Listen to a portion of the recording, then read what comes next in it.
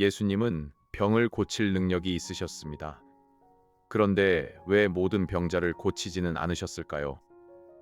놀랍게도 복음서는 그 사실을 숨기지 않습니다. 이 질문은 병상에 있는 사람에게 아주 무겁습니다. 그래서 단정적인 답보다 성경을 따라가야 합니다. 오늘 답의 핵심은 이렇습니다. 예수님의 치유는 값싼 능력 자랑이 아니었습니다. 치유는 하나님 나라를 보여주는 표적이었습니다. 표적은 앞으로 올 완전한 회복을 가리킵니다. 겨울 끝에 피는 매화 한 송이를 생각해 보세요. 그 꽃이 온 동네의 겨울을 즉시 끝내지는 않습니다. 그러나 봄이 반드시 온다는 소식은 전합니다.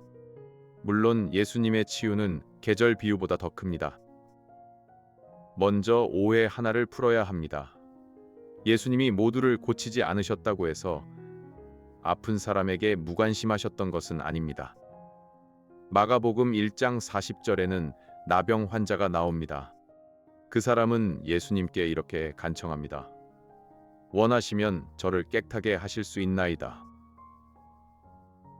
마가복음 1장 41절은 예수님의 마음을 전합니다. 예수님은 불쌍히 여기셨습니다.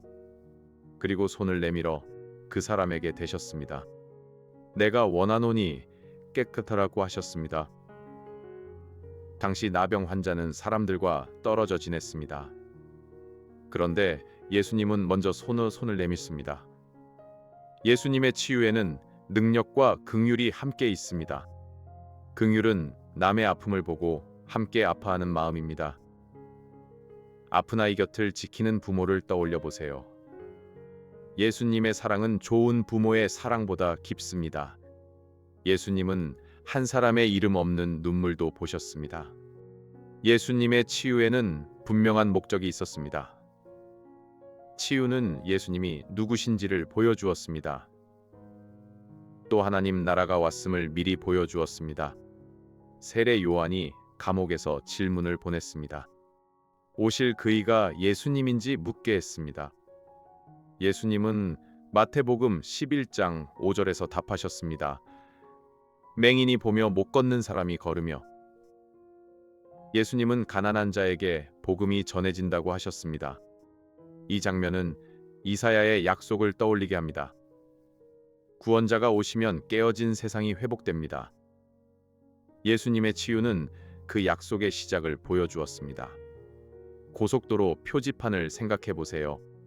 표지판은 목적지와 방향을 정확히 가리킵니다. 물론 예수님의 표적은 그보다 놀랍습니다. 예수님의 치유는 완성될 나라를 가리켰습니다. 그 나라는 죄와 죽음까지 사라지는 나라입니다. 그래서 치유만 보고 멈추면 표적의 뜻을 놓칩니다. 왕이신 예수님을 보아야 합니다. 마가복음 1장에는 중요한 장면이 나옵니다. 해질 무렵 많은 병자가 예수님께 모였습니다. 예수님은 여러 병자를 고치셨습니다. 다음 날에도 사람들이 예수님을 찾았습니다. 시몬은 마가복음 1장 37절에서 말합니다. 모든 사람이 주를 찾나이다. 그런데 예수님은 그곳에 계속 머물지 않으셨습니다. 예수님은 마가복음 1장 38절에서 말씀하셨습니다. 우리가 다른 가까운 마을들로 가자. 예수님은 거기서도 말씀을 전해야 한다고 하셨습니다. 예수님은 치유를 하찮게 여기지 않으셨습니다.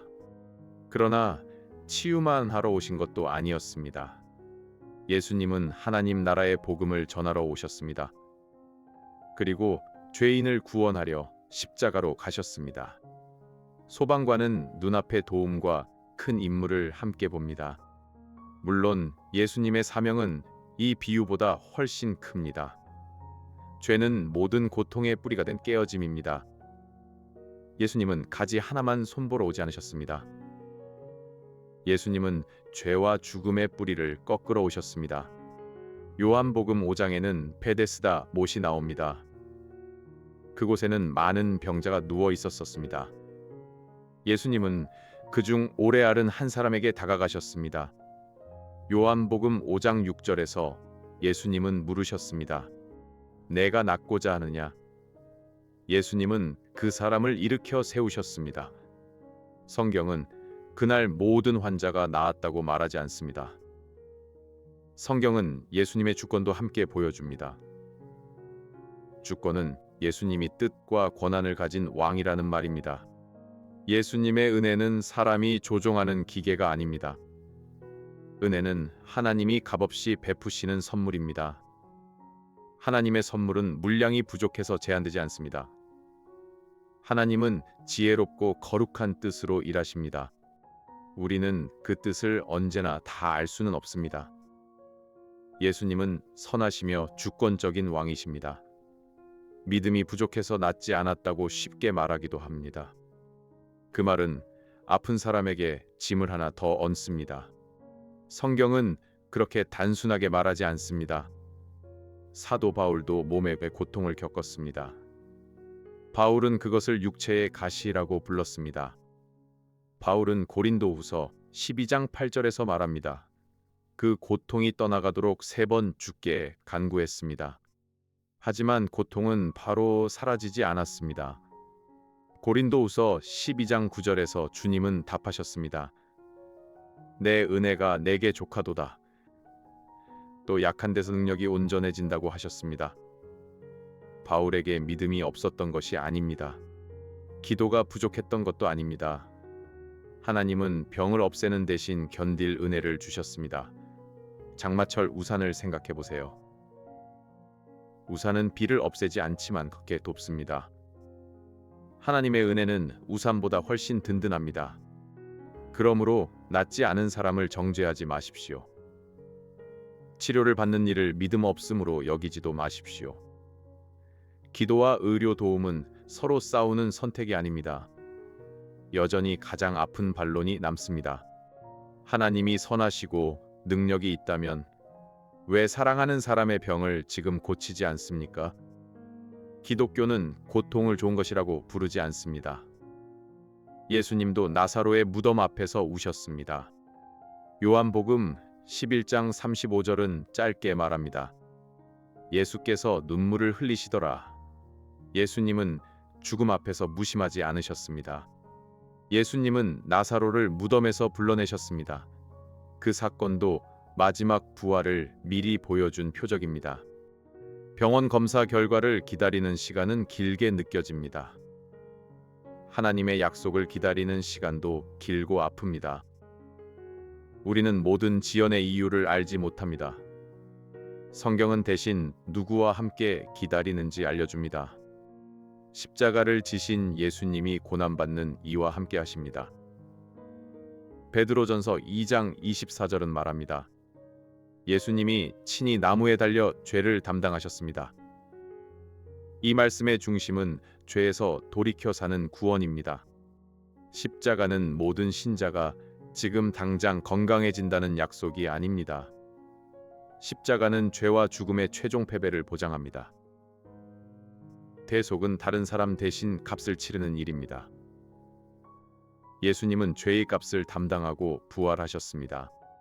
큰 빚이 모두 갚인 통장을 생각해 보세요. 생활의 어려움은 남아도 가장 빚은 해결됐습니다. 물론 십자가의 구원은 돈 문제보다 훨씬 깊습니다. 신자는 이미 구원받았지만 아직 아플 수 있습니다. 신학에서는 이를 이미와 아직이라고 부릅니다. 하나님 나라는 예수님 안에서 이미 시작되었습니다. 그러나 완전 회복은 아직 기다리고 있습니다. 로마서 8장 23절에서 바울은 말합니다. 신자도 속으로 탄식하며 몸의 속량을 기다립니다.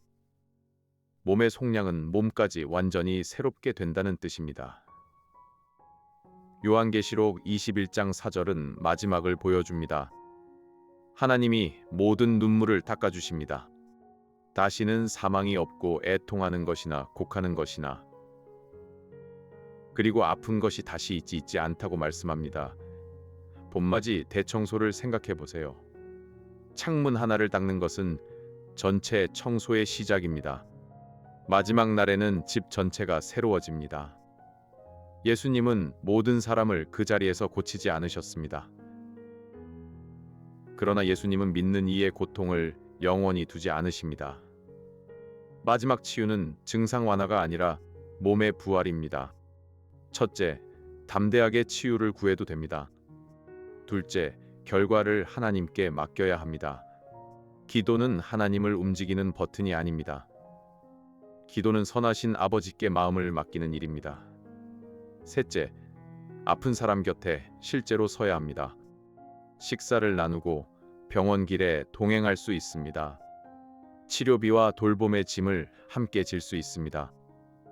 교회 식탁의 빈 의자를 먼저 알아봐 주세요. 말보다 따뜻한 죽 한 그릇이 필요할 때도 있습니다. 넷째, 이유를 모를 때 정죄하지 마십시오. 우리는 하나님의 비밀한 뜻을 다 알지 못합니다. 그러나 십자가에 드러난 하나님의 사랑은 알 수 있습니다. 고쳐 주십시오 라고 기도해도 됩니다. 그리고 이렇게 덧붙여 보십시오. 기다리는 동안 저를 붙들어 주십시오. 예수님이 모두를 치유하지 않으신 이유는 사랑이나 능력이 부족해서가 아닙니다. 예수님의 치유는 더 큰 구원을 가리켰습니다. 십자가와 부활은 그 구원을 확실히 보장합니다. 지금 낫지 않아도 버림받은 것이 아닙니다.